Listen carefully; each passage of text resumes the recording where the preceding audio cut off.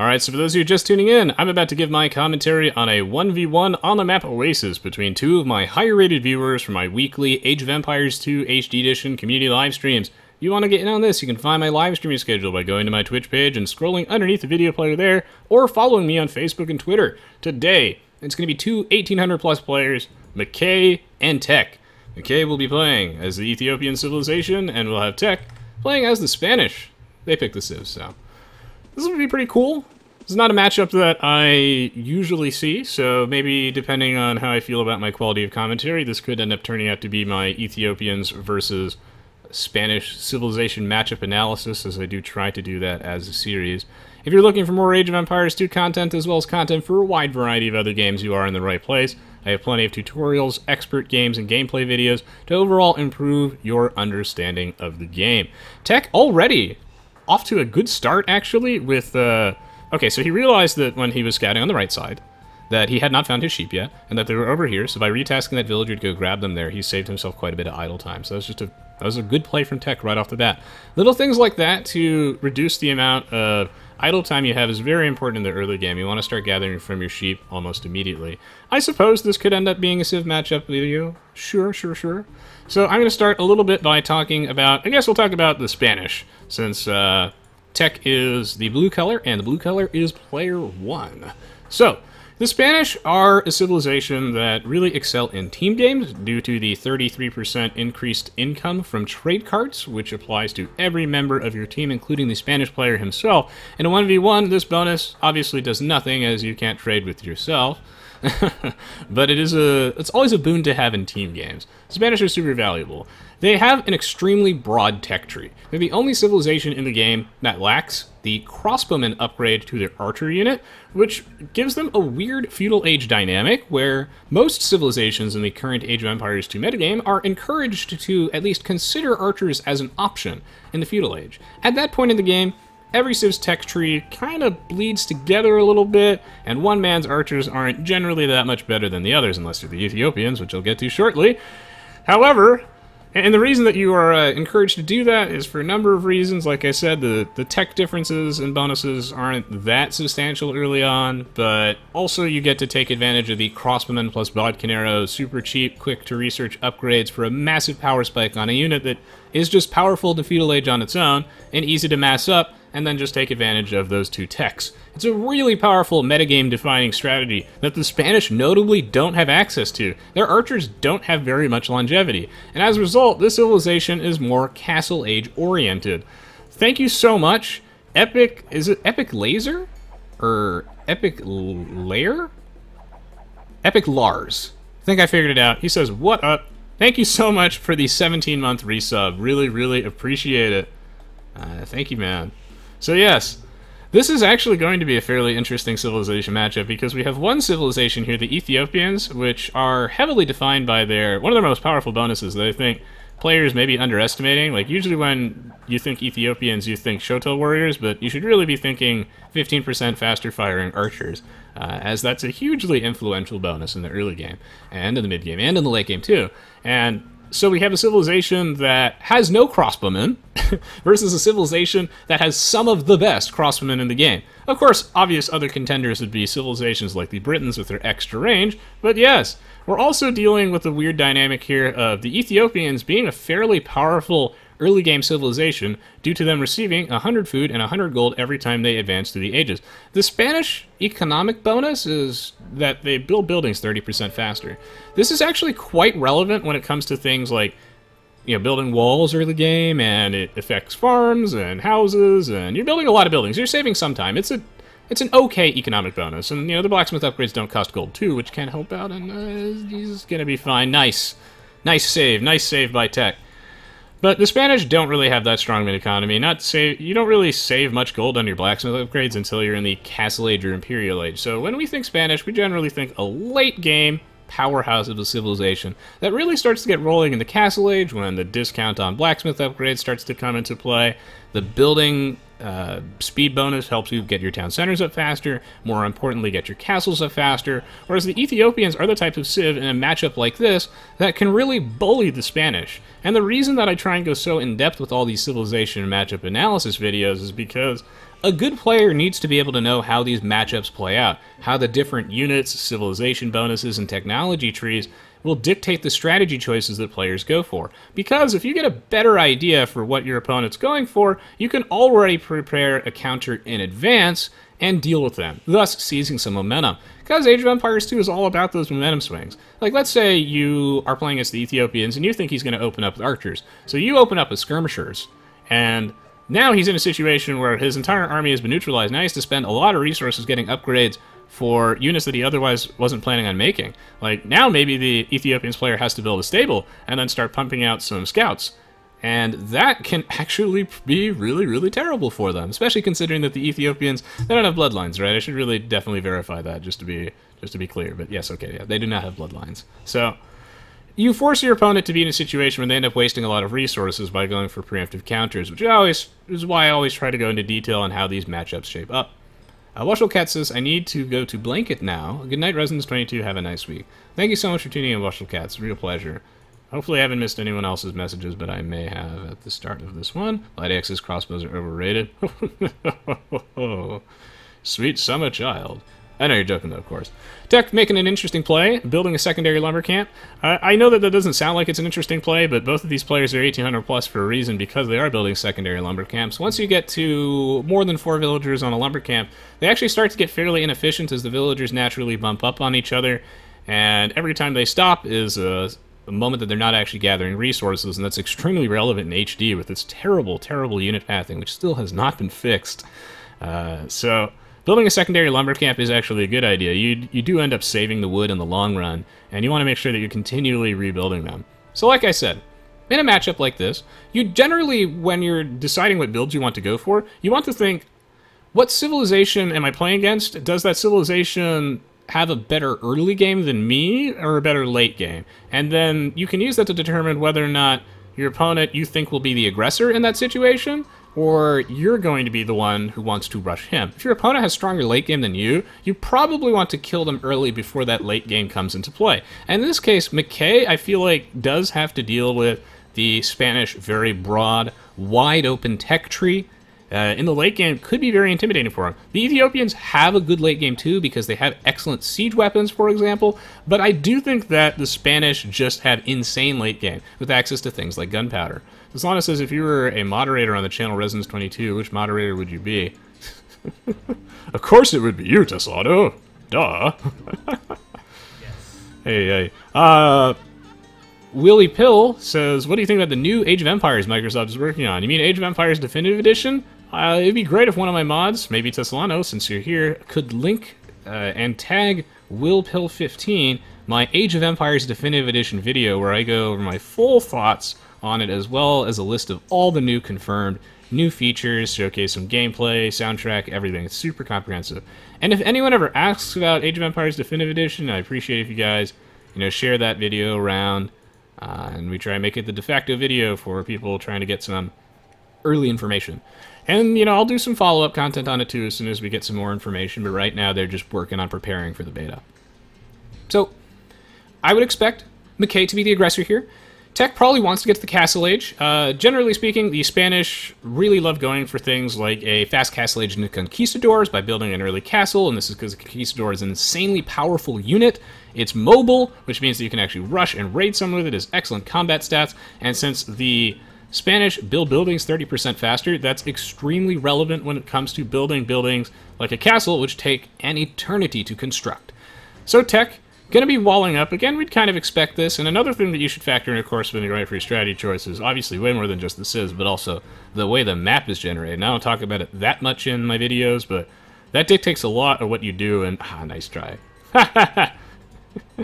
And that's one of the things that I think makes Age of Empires so accessible and interesting, is that the maps are random. There is some consistency, but for example, if you have a forward gold, that means that you're going to have to defend against it. It's going to be a point of contention. And here, I'd say Tech's map is fairly easily wallable. And he has to watch out for a watchtower here, but this would mean that, for me, I think that tech should be fine going for defensive plays. Stone's also fairly well positioned too, and I mean, McKay's going to wall up too because it's Oasis. They're both definitely capable of doing that. It's interesting that tech would go for a scout rush here, considering that if he did scout this, and he did, well, he didn't know that, so this wasn't closed at the time when tech decided to go for scout, so hopefully he's stopped committing to them. This lone scout that got in before the wall was complete is going to be quite the problem for tech if he ends up losing a villager here, and he just might. No garrison, his attention is elsewhere. This villager will go down, and that's a very nice early game incremental advantage for McKay. Now he's going for the farm, going for the throat. Farms. Some of the few buildings with yeah, farms have no Dura armor, right? Interesting. Because most buildings have like 0-7 armor in the game +1/+1 every age, but I guess that doesn't apply to farms. And I don't think that applies to fish traps either. So regardless, yeah, it looks like tech has decided to stop committing to scouts, probably because, I mean, the wall is up, and McKay should, in theory, also stop making scouts as well because the wall is there. I probably missed a lot of people's messages. 1 second. Only once we get the Sweden fan emote. Okay. Lightax says, on the topic of Definitive Edition, do you think that Microsoft would cave in on release and put it on Steam at some time if there was enough demand? I think if there was enough demand, it's something that they would consider. It's just that there's going to have to be a lot of demand. The way Microsoft is structured, you know, they have to make these kind of concessions to try and promote their own platforms internally. I mean, we've seen this countless examples of this. So I think it's possible it comes to Steam later, but I wouldn't count on it. I think that they really want Age of Empires Definitive Edition, among other titles, to drive traffic to their platforms, which fuel Microsoft. So it would take a lot of community pressure, I think. It's not impossible, but I think it's unlikely. Sick Leopard asks, do you have or know of any resource that explains hotkeys, the importance of them in setup? Not off the top of my head, but H to select the town center and C or A to create a villager are the most important ones, and then maybe B and F to make farms, or B and E to make a house. Hopefully that helps. Epic Lars says, make a video on how far a vill can travel on Nomad on the usual fast castle build order until the player reaches the castle age. That is the most oddly specific request I've ever received over the last 4 to 6 years of content. Wow. Ladner1 says your videos are the best on YouTube. Thank you so much. Thank you. Appreciate it. Okay, I think I got through everyone's questions. Do a 1 versus Sweden fan? You guys just want to see the Byzantines. I mean, sure, maybe I'll do it at some point. I don't know. I just don't take 1v1 requests because I get so many of them. Similarly to cast people's replays, there's no way I can keep up with it. So Tech's making a good play here. Just trying to transition to the Castle Age. He could very easily go for Knights if he wants to, but I'm curious, are Knights what are on his radar, or are we talking Conquistadors? Conquistadors notably lack, just like Janissaries, a +10 attack bonus versus infantry units. That's actually hand cannoneers only, which is really weird, because I operate under the assumption for most of my childhood that Janissaries still had an attack bonus for his infantry, but it just goes to show that 22 attack and being very accurate at close range happens to make them insanely good versus infantry anyway. I think a fast Castle Age into Conquistadors in this matchup, I mean, provided you open up with some sort of early game offensive push, perhaps with scouts, and then you wall at the back, can definitely work. I mean, it kind of disincentivizes the Ethiopians player from actually leveraging their Shotel warriors, because the Shotel warrior, even though it's not directly weak to Conquistadors, Shotel warriors are fast, but they don't have much bulk to them, and they have a fairly high gold cost of 35 for an infantry unit, so they're a glass cannon unit. It hits really hard, but the Conquistadors are capable of kiting them and picking them off. You don't need an attack bonus to make that good. I like this gate here, by the way. This is pretty sick. Look at McKay keeping himself all nice and protected with some great quick walling. I wonder if Tech committed to too many scouts, but that's a really difficult call to make, and it is Oasis, so it's heavily map dependent. But Tech, though, will still be getting the Castle Age prior to our Ethiopians player regardless. He's about 20% ahead, it looks like, and I don't think he's going to finish this wall off. That's interesting. If I was him, I probably would, but it looks like Conquistadors are off the table, and he's going very heavy on gold, so, and he has 2 stables, so this is definitely Knights. Now, what's interesting here is, what is McKay going to go for? McKay's going for probably, okay, it's crossbows. This is when scouting is extremely, extremely important, because Tech's not going to know about this archer range on the right. He's only seen the stable, so he would probably assume Knights 2, and, you know, notably, the Ethiopians actually do get camels. Now, without bloodlines, those camels are pretty bad, but That is something that the Ethiopians should be taking advantage of. I think their heavy camels are pretty awful, but again, it's no bloodlines does suck. But, you know, with the extra 100 food, 100 gold, and get those out early, I think I would have expected the camels from McKay. So going for crossbows on the right side. Yeah, he's going for double archer engine to crossbow mount. This is interesting. I wonder, I don't think Tech will be prepared for this, because he doesn't have that type of scouting information. Tech will get to the castle age first. He's going to start pumping out some knights. And, see, what I like about what McKay's doing here is I feel like in your, by the way, welcome to stream. Smack my toaster up. It says, perfect Sunday morning. Coffee, brioche, bed, and Resonance 22. Well, thank you so much, Smack My Toaster Up. Welcome to the stream. So, what I like about McKay's build here is I think he's taking advantage of his bonuses. And in general, I favor the player that is playing to their Civ strengths. And now that McKay is transitioning into crossbows, which fire 15% faster, and the extra 100 food and 100 gold also helps you get that bodkin arrow and that crossbowman technology out, it feels like it's just better than going for something like camels and knights, which I just feel like the Spanish will do better if we're talking on a stable versus stable fight. Yeah, it really sucks to not have camels in a matchup like that, but the Spanish just have the better knights. Tech already has bloodlines. He has +1 defense, and I think Tech would probably expect some camels. And you can still make them, because McKay does have the one stable at the back, but it looks like he's just going to boom up. McKay has so much food in the bank. Way, way, way too much. He needs to retask some of his farms. This is something that I often don't do a good job with either, and really can make or break you as a player. It's just a nice little way to polish up your overall quality of play, is by, once you start advancing to the castle age, and you already have all that stockpiled, it's okay to have some idle farms. It might drive people crazy with the OCD, but it is okay to have some idle farmers, so he should probably retest some of them. But I do like that he is playing to his Civ strengths. Good micro here from McKay, not so great from Tech. This double wolves going for that villager. The villager's so dead. But Tech really probably should have focused down those crossmen, because he's taking a lot of free damage there. It looks like he's just going to pull out. He should not pull out. He should take out those 2 crossbows before they get away while the wolves chase them down. One of the downsides of McKay's build is that he ended up going for the stable and whatnot prior, so that was resources that he could have had other villagers, you know, gathering to help bolster his crossbows, and he may have already had bodkin arrow. He just has like so many farmers, and he's not really putting that to good use. And you know, one of the reasons why double stable could have been better there is because he just had the stronger economy for that. He only has 3 villagers in gold, so really his economy is not very well balanced, but he is playing to his strengths a bit better. And now, going for knights. There's nothing really special about Spanish knights in particular, but I think it's a fine choice. It allows him to boom off the back of this. He's already seen the crossbowman from McKay, so this is no longer a surprise. And I think it's extremely risky to push on the right side and defend on the left. In general, we see on maps that are oriented like Oasis and Hideout, players will heavily wall, like they'll stonewall one side of the map, and then they'll focus on one flank where they will push offensively and then defend on the other. Here, you see it's actually in reverse, in which McKay is moving on the right side, but has to defend on the left. He does have like his heavy wall up over here, but you know, I'm always worried about doing that, especially when I feel like the Civ that has the stronger castle age is the Ethiopians. I think you want to be fighting on the same side as the Spanish player, and if the Spanish player gets into this economy, he could end up doing a lot of damage. But I think McKay could be fine. One of the problems, though, is that McKay hasn't reached that critical mass of crossmen yet where he's able to take on mounted units. And he's also critically missing bodkin arrow because his economy is not very well balanced. But he is doing some good focus fire here, I think. Okay, well, not really, but it's good enough. And Tech's going to throw away a couple scouts. Honestly, it would have been great for him to keep those scouts alive, especially considering his bloodlines and whatnot. Those would have been valuable in an engagement with the knights mixed in, too. But, you know, all he needs is some information. And it's so very interesting to me that McKay has now shifted the front over here. I wonder why he would do that. Now, one of the reasons why you would shift the direction that the battle is, and what flank you're going for, is based off the way your map is oriented. Like, let's say McKay has some like resources over here. He doesn't want the fighting to happen like right next to his main gold mine. Ideally, you know, he'd want to protect it, but you know, try and keep Tech on the other side of the map.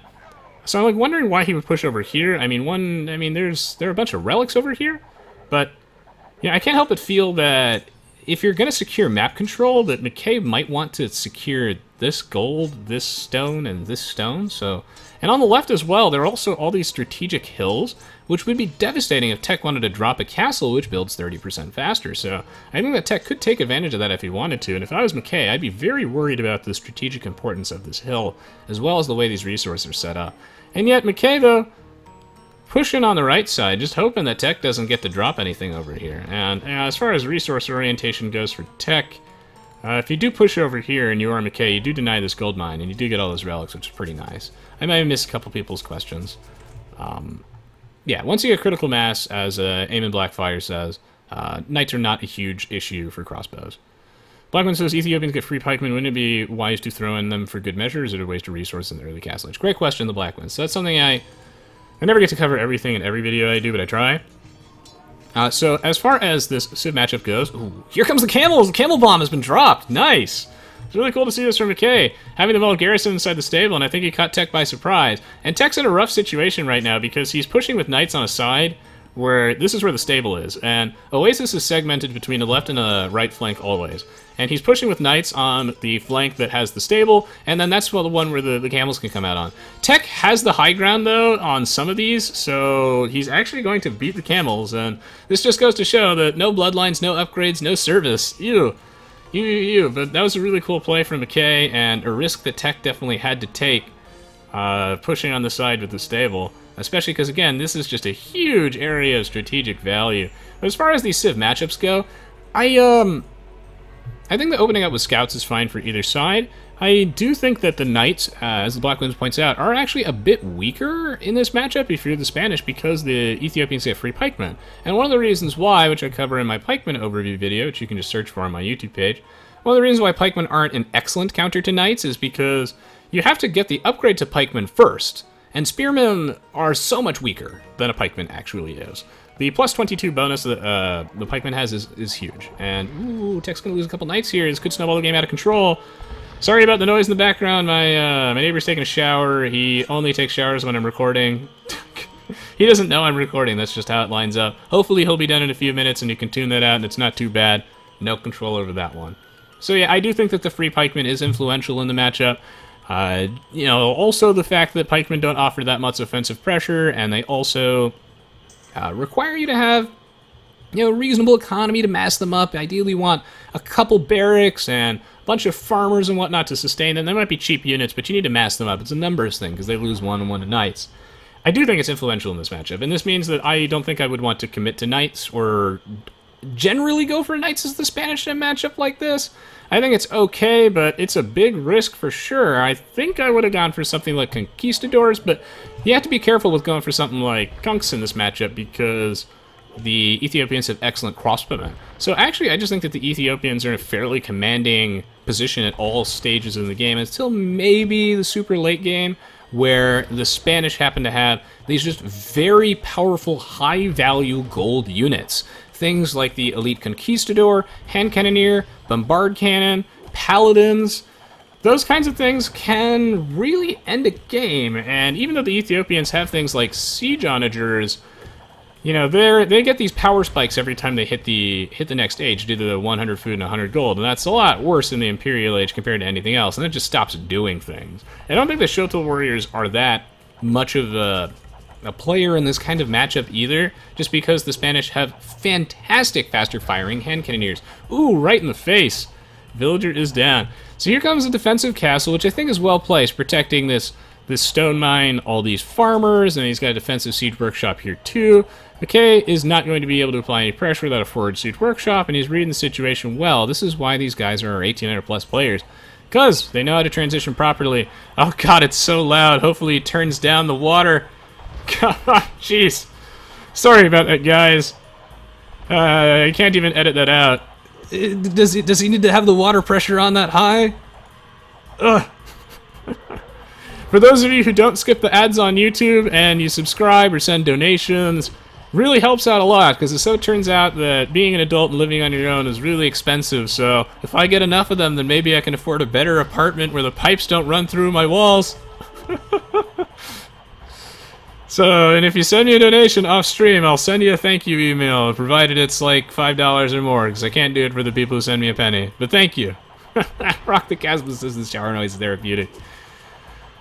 Oh, yeah, I mean, you kind of have to think of it that way, don't you? After living with it. That and the train. So, McKay not watching his mangonel. Ooh, gonna lose it. But, you know, he's trying his best to apply some pressure on this town center with a forward siege workshop. This is good, I think. But McKay, on his way to the Imperial Age. Conquistadors are coming out. I actually don't think that McKay knows those are... yes, he does not know. just out of this line of sight.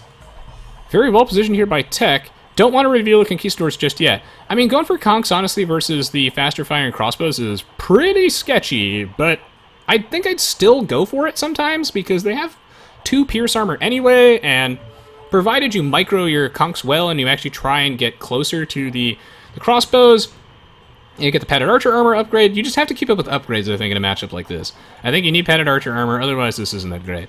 But I still think the Conquistador is just such a powerful unit with bloodlines, padded archer armor, as well as leather archer armor, that they can kind of do well here. But if McKay focus fires down single Conquistadors, which I can't really tell if he's doing, nice juke by the way, then he should come out on top.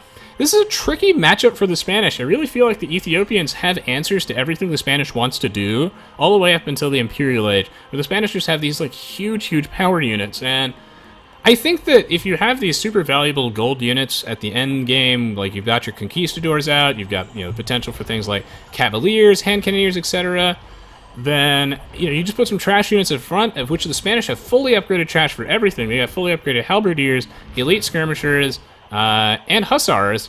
Yeah, just make sure that you're conservative with your gold, and I think you're in a good position. Gotta watch out for the hill advantage, by the way. Yeah, he has... the black one says it sounds like his shower is on the riot hose pressure setting. It's so loud! If you can hear it at all, you can only imagine how hard it is for me to hear my own damn voice. One of the nice reasons that you can go for Conquistadors here is if you back them up with a mangonel, which he is doing. So Tech cleaning it up. Nice. Well played here, and now McKay on the back foot, trying to drop down a castle again, because he... Okay, so I think one of the reasons why McKay wanted to push over here is he's thinking offensively, not defensively. Oh, no, I think you could have almost finished that. Oh, I think if you drop the mangonel, I think he could have finished that, but it's such a tough call, and I don't blame McKay at all for that. Oh, I really think he could have finished that castle. He just had to drop the mangonel to force the long reload time for the Conquistadors to shoot at the mangonel. I think he could have finished that. My question is, did he want to finish that? And I think the answer is you have no choice at 86%, because if he deletes it, he only gets 14% of the total stone cost back. That's not worth it. I think he just needed to do that. Look at the shit accuracy on these guys. Can't hit anything. Oh, disaster! But yeah, I think the Conquistadors plus mangonels can be a decent answer to what the Ethiopians are up to, and then in the later stages of the game, like the really broad tech tree for the Spanish, I think just pays dividends. And, you know, I give them the advantage as the game drags on for sure. McKay, though, first player to the Imperial Age. Tech, oh my god, has not started advancing to the Imperial Age, so he has what I would call a definitive lead. And I mentioned earlier before I got in a tangent, as I always do, that McKay is thinking offensively. One of the reasons why he wanted to push on this side as opposed to defend over here. So this is defensive thinking, offensive thinking. There's a gold mine over here and a hill, which, you know, McKay knew the way that the walls were oriented, that if he actually managed to get this castle here, he would have control of the high ground. We've seen in Star Wars that is absolutely essential to winning games, and it is here too, because, again, you take 25% less damage and deal 25% more, and he denied this gold mine from Tech, which Tech knows is of immense strategic value, hence he put the down center there. McKay, grabbing the Onager upgrade. I love this choice, but alas, he just doesn't have the momentum to deal with this, but I think his saving grace is going to be that Tech can't hear that he needs to go to the castle age over the noise of the neighbor taking a shower, so... And yeah, here comes the Arbalest, and again, very powerful for the Ethiopians with the faster attack speed, and then this is also just a nice power spike. He's got the Bodkinera upgrade, just needs to snag some chem. I really love McKay's choice of units, and Tech, though, did recognize that he needs to get the Imperial Age now. What an interesting, good game for once. This is uncharacteristic. Please do leave a like and a comment and share it around if you enjoyed it. Appreciate it. This is an uncharacteristically good and interesting game. Weird, man. Wow, yeah, we're in a situation where Tech has a really dominant castle age over the Ethiopians. He has a commanding military lead, and yet McKay... Oh, the shower stopped. Phew. And yet McKay got to the Imperial Age so much sooner. Tech's imp time was really slow. I can finally hear myself, and I don't have to yell anymore. Yeah, he's just so far behind in his Imperial Age timing that I wonder if McKay can use this as a momentum swing. And see, this is why I like the Spanish in the later stages of the game. Look at him putting up these production facilities. My money's on the elite skirmishers, but he might be thinking hand cannoneers. I think hand cannoneers are bad though in this situation purely because the Arbalest we've already seen. That's been revealed, and the Arbalest just completely pick off the hand cannoneers, decimate them, super inaccurate at long range. So I think these are elite skirmishers. I think he's going to do exactly what I was suggesting earlier, which is have some like expensive gold costing units at the back line, perhaps some elite conquistadors, onagers, bombard cannons, etc. You know, maybe even some knights if you want, but just protect them with a large amount of trash units.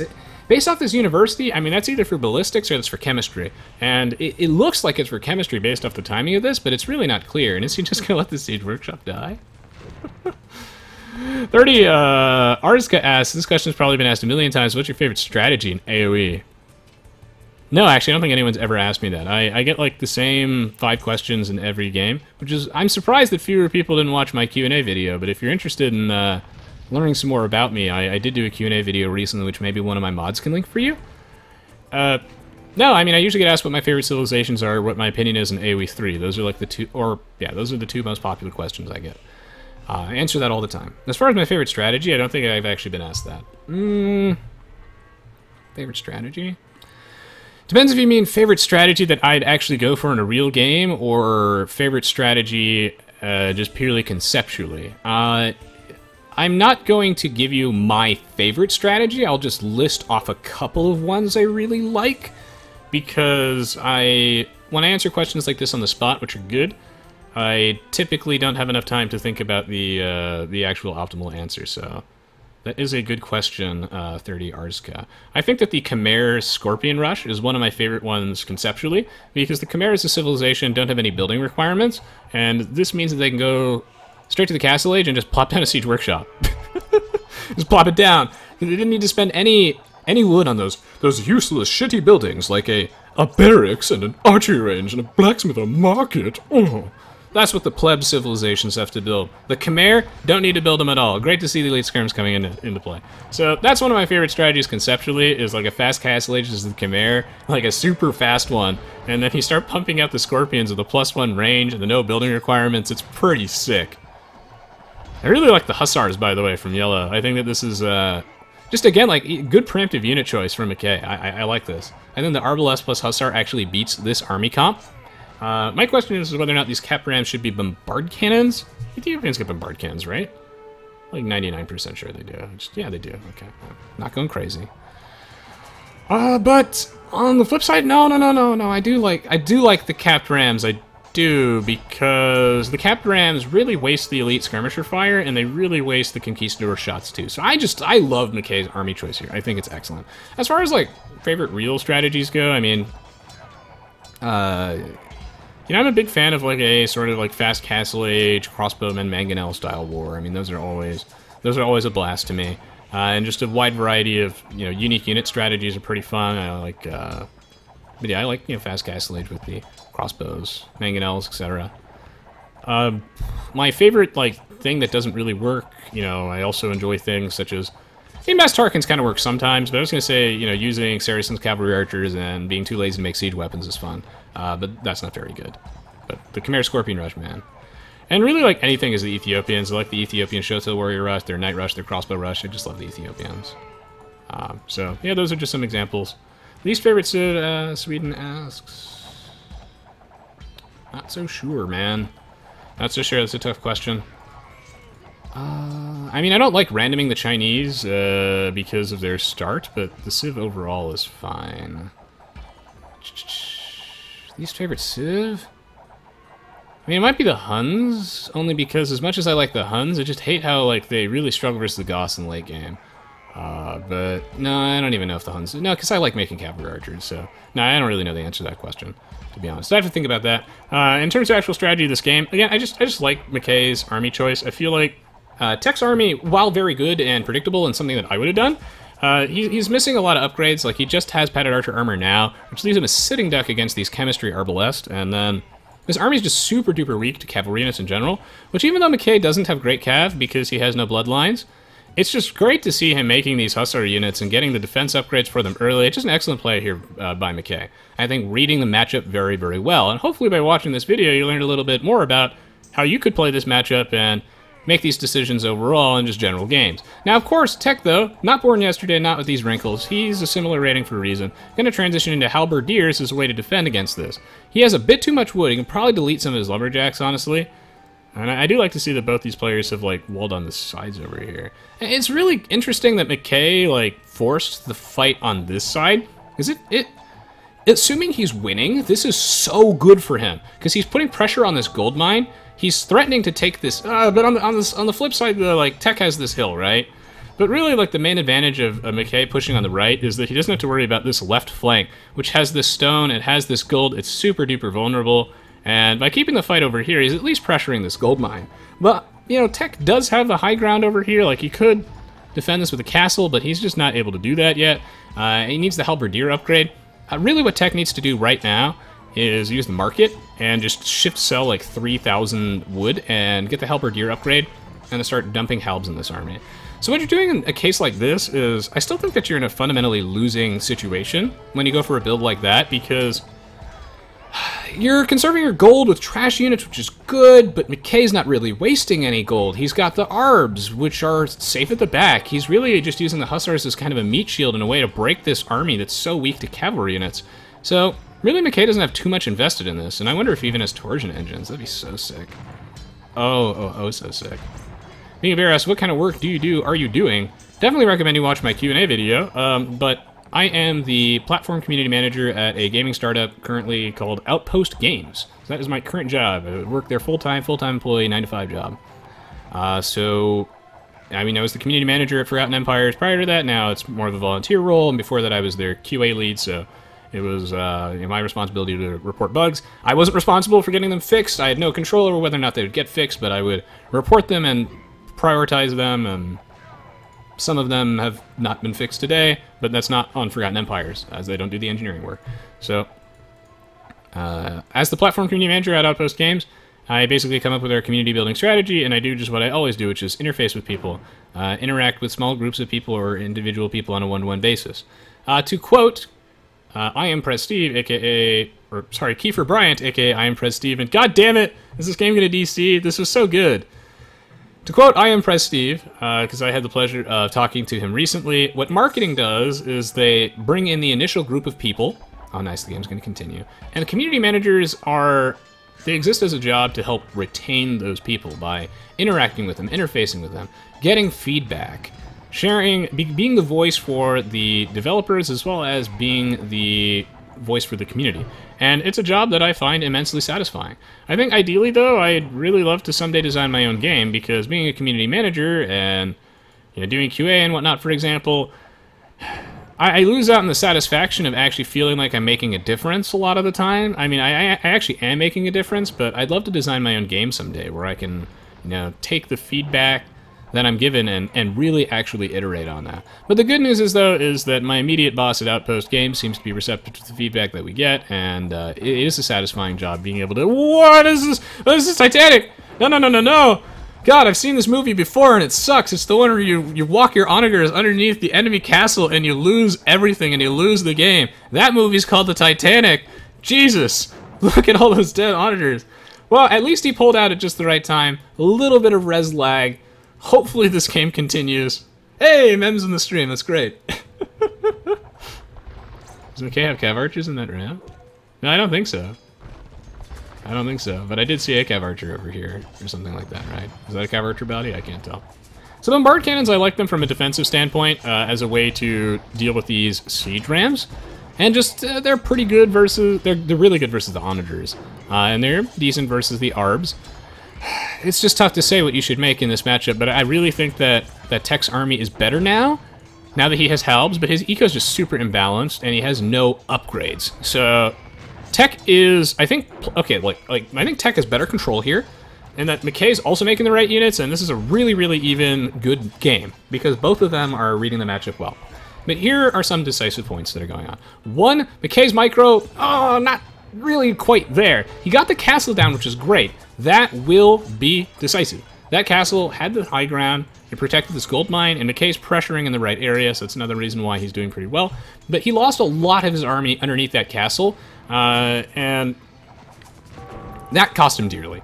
So the momentum ended up swinging back in the favor of Tech. Tech has been struggling quite a bit, though, because Tech's economy is not balanced very well, and he has no upgrades on his pikemen, no halberdier. And without this gold mine, his gold income in the long run is being threatened, but there are gold mines on the left that he could just grab at a moment's notice, but really it's a lack of upgrades that is keeping McKay in the game. So McKay making great units, leveraging his bonuses quite nicely. This is an army that's very weak to cavalry, but he can rectify this by getting Halberdier, which he does not have. So he needs to get the Halberdier upgrade. A lot of lag, gosh. He needs to get the Halberdier upgrade. He needs to get all those blacksmith upgrades. It's the lack of upgrades that could end up losing Tech the game. Honestly, just no blacksmith. Okay, good. He's got Halberdier out, but he needs upgrades. Prano. He's got most of them for the Conquistadors, but they're not elite yet. Yeah, still like none for the Knights. I mean, McKay is missing his ring archer armor, right, as the last one, and I think he might be missing siege engineers. He is, but that's fine. And oh god, that sucks. I hate it when that happens.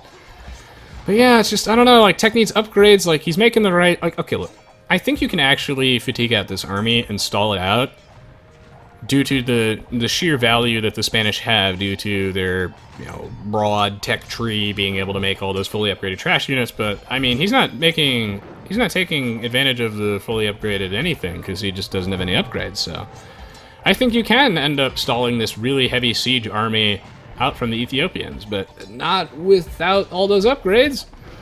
But, you know, Tech is holding the line here. He is, and, you know, I wonder if McKay just doesn't have enough money to get the power upgrades that he needs. Yeah, it looks like his economy is just weaker than Tech, so Tech is a stronger economy, but he's not spending the money on the upgrades he needs. But McKay's economy might just be too small. Yeah, actually, it looks like McKay has fewer than 100 villagers if we subtract his total military population. He actually has fewer than 100 villagers, and that is also a huge part of this match. So he needs to make more villagers, otherwise he's going to fall behind. But I like his army. He's just missing some upgrades too. See you, Assassin. Have a good one. Yeah, I wonder if, yeah, so McKay doesn't have enough money to afford things. I'm assuming he doesn't have torsion engines, although he might.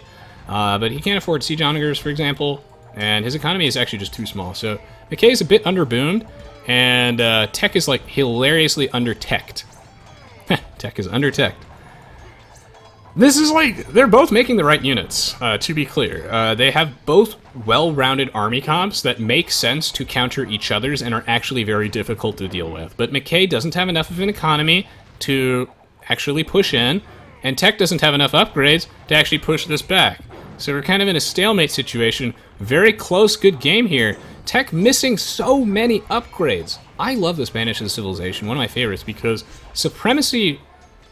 Oftentimes when you say supremacy, hopefully people are linking around the break the meta Spanish villager rush video. I think most people, when you see supremacy, think going forward with a bunch of villagers and killing someone with no military units, which we've actually seen in a pro game. You can just search for break the meta on my YouTube channel, Spanish villager rush, if you want to see that in action. But really, I like to think of supremacy as a defensive bonus. And I love the Spanish as a civilization. They're one of my favorites because their villagers is so hard to kill when you get raided, because they have a whopping like 90 HP and like 4/6 armor. It's crazy. But he doesn't have that here, and 30% faster building speed, in addition to supremacy, allows you to build these buildings, these forward buildings, like these archery ranges, a lot quicker and just keep the battle going. But again, he's just not taking advantage of that, and McKay's just pushing in because there's just no upgrades at all from Tech. Okay, yeah, he's starting to get them, but like, this game's so close, and I think another decisive point is that Tech doesn't have like a clean answer to these trebs. He doesn't have enough military buildings, and the fact that his skirms all got stuck over there is actually really mattering. That's brutal, man. Yeah, because McKay, what he's doing is, in a battle where he actually just lost another battle, he is gaining a bit of ground by clearing out all these military buildings from Tech with the trebuchet zone. By establishing the battle line back here, park some trebs underneath this castle, which is positioned on a hill. This is just, there are a lot of really good plays going on over here, and there's like a couple minor mistakes that, if watching this video helps you learn from them, then boom, these guys are going to be the Viper. Nice. Trying to get some value out of a treb that's not in range of anything by maybe sniping off a cav archer. Can he do it? Nope. Not quite. 30 Arxa says, I like your streaming videos because you cast so many community games. Your tips also helped me a lot to climb to 1850 ELO on HD. I mean, I love T90, Zach, Mem, and everyone else active casters in the community, but I imagine you helped so many rookie players by casting their games, playing with them, and whatnot. By the way, good answer to the question about strategy. Well, thank you so much, 30 Arxa. had a really horrible week at work last week, and a really stressful week in general, and every time I read a nice comment like that on Twitch and YouTube, it makes my day. It makes all the work I put in worthwhile, so thank you. Thank you, 30 Arxa. This means a lot to me. Well. So. Tech's grabbing all the upgrades. McKay, I think just McKay ended up sustaining so many losses by pushing so aggressively underneath these castles, where Tech has the hill. And this is a really interesting situation. There's so many ways that we can look at this game. I mean, on one hand, by McKay putting the fight over here, he's making it harder for him to push past this hill. But he's denying the gold from Tech, but Tech's just mining over here, because Tech, again, not born yesterday, not with those wrinkles. But neither was McKay. But, like, McKay is keeping the fight away from a really, really weak defensive point on his base, like a colossally weak one. Having the golden stone over here, in fact, McKay needs to mine those. Well, he knows they exist. He needs to mine those. Dude, if McKay just had more villagers, he would be doing so great. But, you know, people say that, yeah, Tech's army is really hard countered by cavalry. That's why he's mixing into halbs. And now that he's getting the upgrades out, I mean, Tech is playing it exactly the classic Resonance 22 playstyle. I mean, McKay's doing it similarly too, but this is exactly what I think the Spanish should be making, is expensive, gold-costing units, but taking full advantage of your trash line. And the Hussars for the Ethiopians, they're missing the Bloodlines upgrade. And once you get some upgrades on your halb, this army is no longer that weak to Hussars, and the Ethiopians don't have good heavy cavalry. Their cavaliers are not very good. Their heavy camels are some of the worst in the game. They're pretty bad. They're not the worst, right? Or maybe they are. They're really bad, and they're not really that relevant in this matchup. So, heavy cavalry, kind of one of the weaknesses of the Ethiopians' tech tree, so Halberdiers are a great answer to this. And while I like that McKay is going for a heavy archer-oriented strategy, I think he is making the right units for the situation. I just think that ultimately the Spanish just have the better army comp to deal with this, and the Ethiopians needed to pressure them earlier. I do think, though, that if you are McKay, you do have more answers to this than are immediately obvious. He could be making, for example, heavy scorpions as a way to deter the trash, but he has to watch from bombard cannon shots, which are really good from the Spanish because they fire faster. And I think siege onagers would be really good. In fact, I think siege onagers with siege engineers destroys this army from Tech. Just completely destroys it. Because the Spanish, as a civilization, are notably lacking siege engineers, which means 1, less range and then 25% reduced damage to buildings, slows down their push significantly, and makes them a lot weaker to civs with strong siege onagers like the Ethiopians, which have siege engineers and torsion engines for the added area of effect damage, which is even more relevant versus these massive trash units. So even though I think that the Spanish have the tools to deal with this, I think the Ethiopians have a response, and that's why this has been one of the most epic games I've casted in a while. It's oh so close, and I don't know who's going to win. Ah, God. And unfortunately, since this game's going on for so long, and it's been so awesome, I might not get to do what I wanted to do today. I really wanted to stream some Advance Wars. There's a lot of people often ask me, you know, what are my favorite games, and they tell me that I should just stream what I want to stream, and, you know, while I appreciate the sentiment, people actually have to watch it too. But I think that if you like strategy games, Advance Wars is one of the best strategy genre, like strategy game series just of all time, period. And it's so good that Age of Empires for the Nintendo DS was basically a clone of Advance Wars. Advance Wars is amazing. If you like turn-based strategy or strategy games of all kind, if you like Aoe2, you'd love Advance Wars. It's one of my favorite game series of all time. And I really want to showcase more games like that that really define my life and define me as a person, and ones that I think that you guys would appreciate. I might not have the time or stamina to do Advance Wars today, so maybe I'll do that next week or something, but Advance Wars is sick. Winnie Sales says, does Torsion Engines work on Trebs? I don't think it does. I think it's, yeah, it's Siege Workshop units. It's not Siege Weapons. It'd be really crazy if it worked on Trebs too, but the reason it doesn't work on Trebs is because of design space. Because Warwolf already exists Windy Sails. So Warwolf is the Britain's unique tech that was added in the Forgotten Empires expansion that made their trebuchets do blast damage, and Torsion Engines would probably overlap with that in some way. Cool to see him actually repairing his bombard cannons, but I can't begin to tell you how valuable Supremacy is as a tech like this. Like, if you're gonna repair your trebuchets like a boss, and repair your bombard cannons like a boss, this is called a draw, then you want Supremacy, man. So it's Tech's lack of some key upgrades. He's been a little bit slow about them. I mean, I am too, and McKay not really having a sufficiently sized economy. In fact, I still think it's probably too small. Or he just doesn't have enough military buildings. Like, basically his pop is too low. And I really want to see some siege hunters here. Like, it's fascinating to see the him going for siege rams. Because siege rams have an attack bonus versus all of the siege weapons, so you actually can use them to pick up bombard cannons and pick off trebs. And he's doing this as well to really waste the Conquistador bullets, as well as the javelins from the elite skirmishers. It's an interesting thought, but I feel like McKay's army comp, the problem with it here is that it doesn't have any units that allow him to actually move the battle line forward. There's nothing in here that really gives him momentum and actually pushes. Whereas he had the trebs earlier, which was allowing him to move the battle line, but now Tech is the one with the trebs. He has the bombard cannons. But the Ethiopians get bombard cannons too, which are affected by sword torsion engines, and I just like to see that. He's got the trebs at the back, but I think McKay's a little demoralized now that he's lost this castle. This is huge. Now the flow of the game goes very heavily in favor of Tech, because this what the no, no, no, I thought he was going to build a castle, not a lumber camp there. What the fuck? Is he just sacking some villas? I think he is. That's a fine way to sack some villas. I like to do that too. Just as like a fun... Yeah, if you're going to delete the villagers anyway, you might as well send them at your opponent, and, you know, probably not worth getting sappers, but you might as well just send them in. Maybe they'll soak up some arrow fire or something like that. That's an ambitious lumber camp if I've ever seen one. That's not going to happen. Fitandre asked, do you like AOM? I love Age of Mythology. I missed your question, Melanie. Please tag me and ask it again, or maybe I can find it. Out of Villager asks, is the chat overlay in-game or just for the stream? It's just for the stream. Okay, I can't find your question. Spartacus asks, any plans for free-for-all red side games in the near future? Absolutely yes. Confirmed. Silly Cat asks, will you try any Wargame RTS series? I don't like most art... Oh, did he just resign? Okay, McKay just resigned. I don't like most RTS games besides a handful of them. Like, Age of Empires 2 is, like, by far my favorite game of all time, but beyond that, I have a different taste in games, because Age of Empires 2 I feel like is very unique. I'm not that familiar with the Wargame franchise, but unless it's incredibly similar to Age of Empires 2, I probably don't like it. There are some exceptions, like I enjoy Warcraft 3 and StarCraft 2, but I like Aoe2 more. So, it doesn't mean that those aren't good games, it's just everyone has their own personal taste, right? And I think it's absurd to judge other people for their taste in games. Like, I don't hold myself loyal to any specific games. It's not like just because I play AoE2 doesn't mean I can't play and appreciate other games. That's absurd. So, I always encourage people not to limit themselves to like, oh, you know, I play League of Legends, so I can't play Dota. That's crazy talk. Don't do that.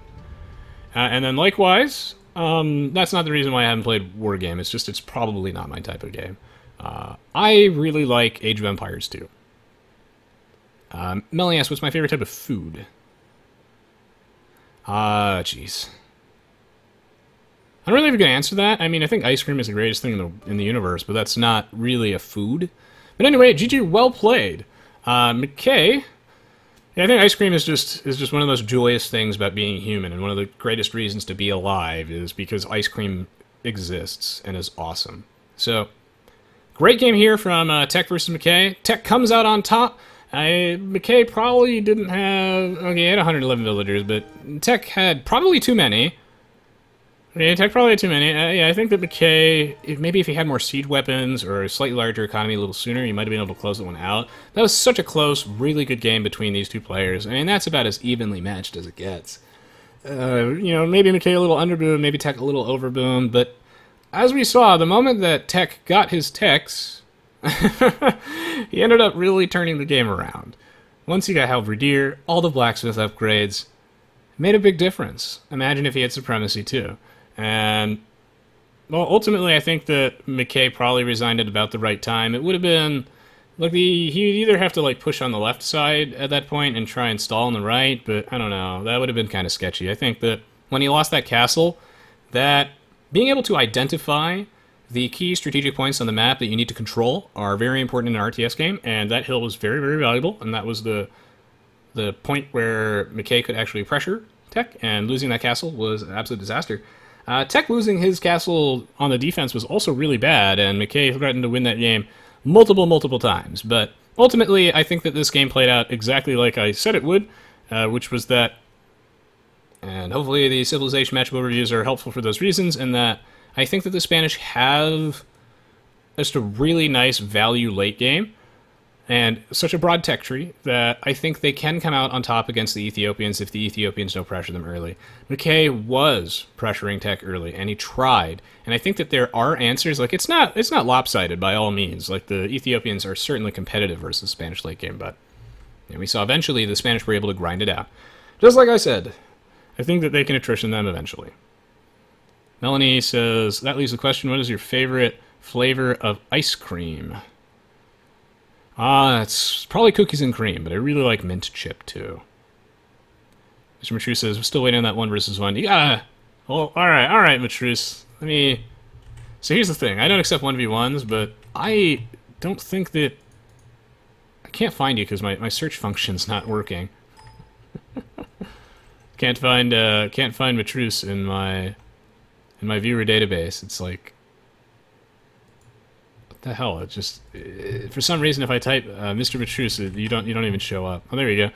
Yeah, it says that you have watched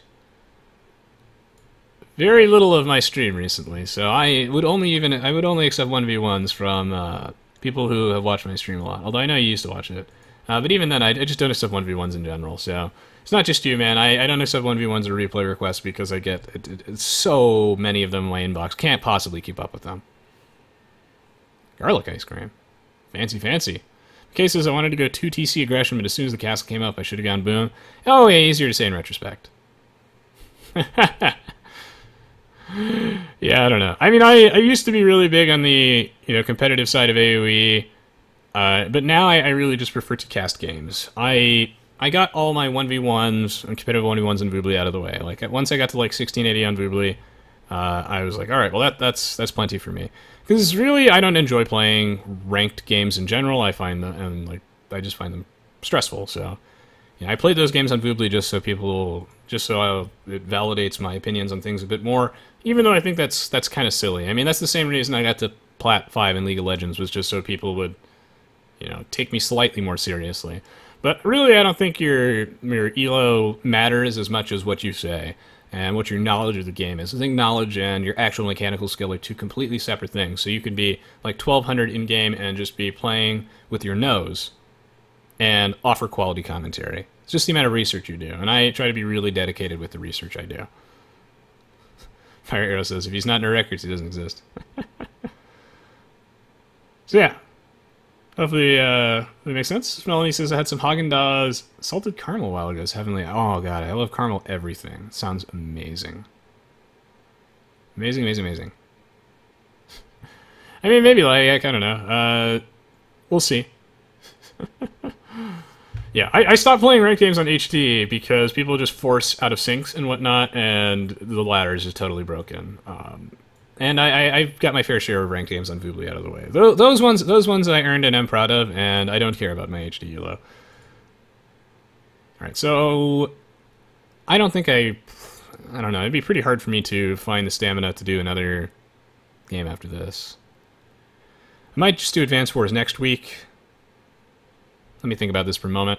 What I'm going to do is I'm going to run a quick ad break, and then I'm going to contemplate whether or not I actually have the stamina to do more streaming. Give me a second.